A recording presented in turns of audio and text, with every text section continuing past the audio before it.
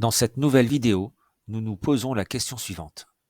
Comment Rome a-t-elle pu bâtir un immense empire et maintenir la paix du 1er au 4e siècle après Jésus-Christ? Grâce à ses légions, Rome fait la conquête de toute l'Italie, puis d'une grande partie du bassin méditerranéen. Les Romains surnomment alors la Méditerranée Mare Nostrum. En 27 avant Jésus-Christ, Octave, le fils adoptif de César, est imperator, c'est-à-dire général victorieux. Le Sénat lui décerne le titre d'Auguste, qui veut dire élu des dieux. C'est donc la naissance d'un nouveau régime politique qui succède à la République, l'Empire.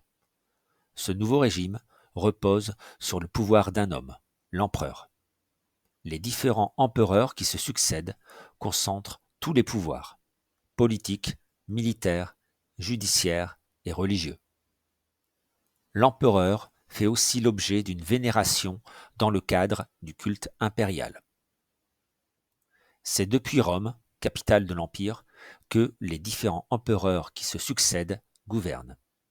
Ils y font construire de nombreux monuments qui célèbrent leur propre gloire, comme les arcs de triomphe.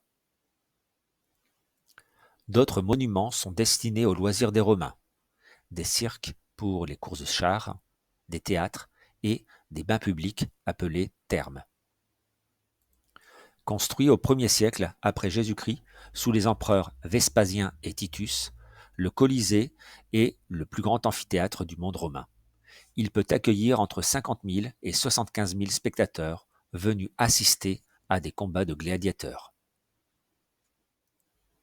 La paix romaine est la période du 1er au 2e siècle après Jésus-Christ où l'Empire réussit à assurer l'ordre et la sécurité.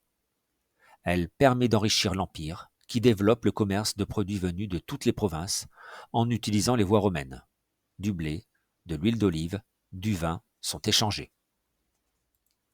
L'Empire romain, très vaste, est divisé en de nombreuses provinces, comme par exemple la Gaule. À la mort d'Auguste, l'Empire s'étend sur plus de 3 millions de kilomètres carrés, soit 6 fois la superficie de la France actuelle et comprend environ 60 millions d'habitants. L'Empire regroupe des populations très diverses qui, avec le temps, adoptent dans certains cas le mode de vie, la langue et la religion des Romains. C'est la romanisation.